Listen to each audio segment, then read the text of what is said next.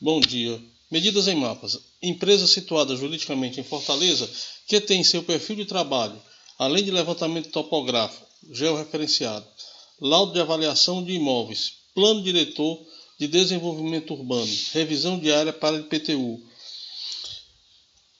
trabalhos voltados para uso campeão judicial ou administrativo, programa de gerenciamento de resíduos sólidos e de construção civil, licença ambiental, estudo de impacto ambiental ou relatório de impacto em meio ambiente.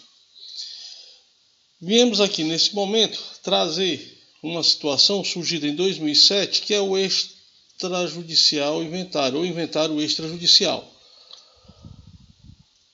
O que é um inventário extrajudicial? É uma situação que promove a partilha de bens após a causa-morte de um determinado indivíduo entre os herdeiros, de uma forma que não precise mais ir a juízo. Um cartório de notas públicas, através de um advogado que faz uma minuta inicial, faz com que essa partilha seja toda ela documentada juridicamente falando. Quem pode fazer? Os herdeiros que acatem 3 situações iniciais básicas. Primeiro, não ter filho menor de idade ou herdeiro menor de idade. 2, a questão de não haver um testamento. 3, e que todos estejam de acordo com a divisão. Onde fazer?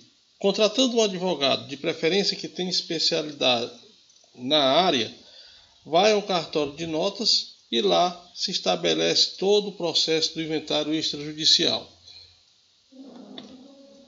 Os documentos necessários são, a nível do falecido, RG, CPF, certidão de casamento ou nascimento, certidão de óbito, sentença de declaração de ausência, comprovante de endereço, certidão negativa conjunta de débito da União, certidão de inexistência de testamento, certidão de inexistência de dependentes vinculados à pensão de morte e também certidão negativa de débitos trabalhistas.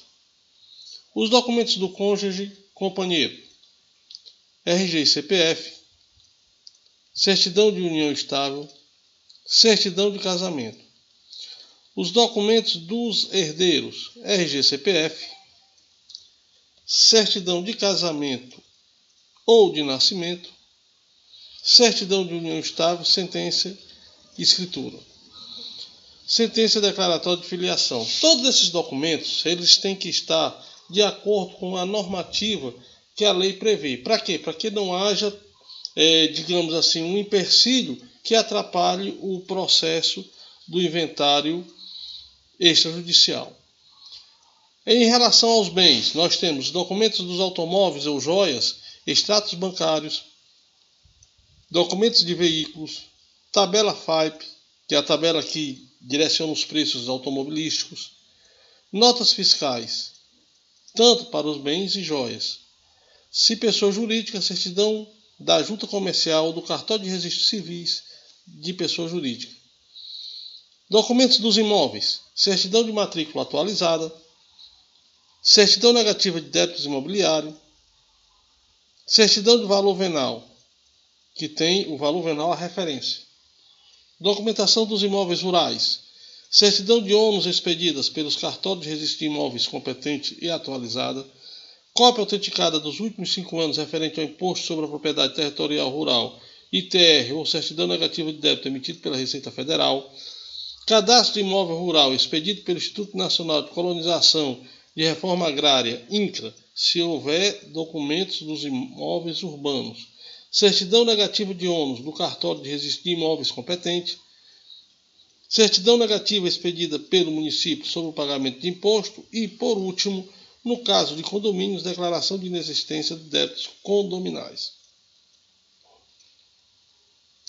A Lei 11.441, do dia 4 de janeiro de 2007, prevê essa questão do inventário extrajudicial. Como fazer o inventário? Já explicamos anteriormente que os herdeiros vão até um advogado, de lá o advogado faz um pedido inicial ao cartório e a partir daí, no cartório de notas públicas, dá-se início ao processo do inventário extrajudicial. Qual o valor a ser cobrado? Uma das coisas que devemos lembrar é que o advogado ele tem as custas do trabalho dele. Tá? A custa do cartório é baseada no ITCMD. O que quer dizer isso? Imposto de transmissão, casa, mortes e doação. Esse valor é calculado na Cefaz, é feito o pagamento na Cefaz e a partir daí se faz o processo. Mas eu quero também adiantar que todos aqueles documentos anteriormente demonstrados, caso tenha alguma irregularidade, pode ocasionar um valor a mais a ser pago. Tipo, matrícula atualizada. A matrícula atualizada tem de 30 a 90 dias. Caso passe, tem que se pedir uma nova matrícula. E aí é um valor adicional a mais que se paga. Quanto custa? Acabamos de comentar que vai depender de como você vai se portar durante esse processo do inventário extrajudicial. Se você apresentar todas as documentações, o valor vai ser menor do que se pagando matrícula, pegando uma outra matrícula e assim por diante. O inventário em cartório demora? Não. Ele é para ser mais rápido do que o judicial. Por isso vem aquele custo-benefício. O tempo que vai ser levantado o benefício em relação ao judicial, a questão de valor, se você pensar em termos de tempo, que vai ser em torno de, se tudo tiver tudo ok, em torno de 90 dias, é bem mais rápido do que o do judicial. Qual o prazo para fazer o inventário? A lei diz que entre no máximo 60 dias deve começar a fazer o inventário. Porém, existem ocasiões em que não se faz esse tipo de trabalho, obedecendo a lei, e isso pode ou não acarretar multa, tá? Dependendo das situações, embora saibamos que a multa geralmente não é cobrada. Medidas em mapas, onde um problema do nosso cliente, para nós, é a solução e a satisfação do mesmo. Um bom dia, conte conosco, orçamento gratuito.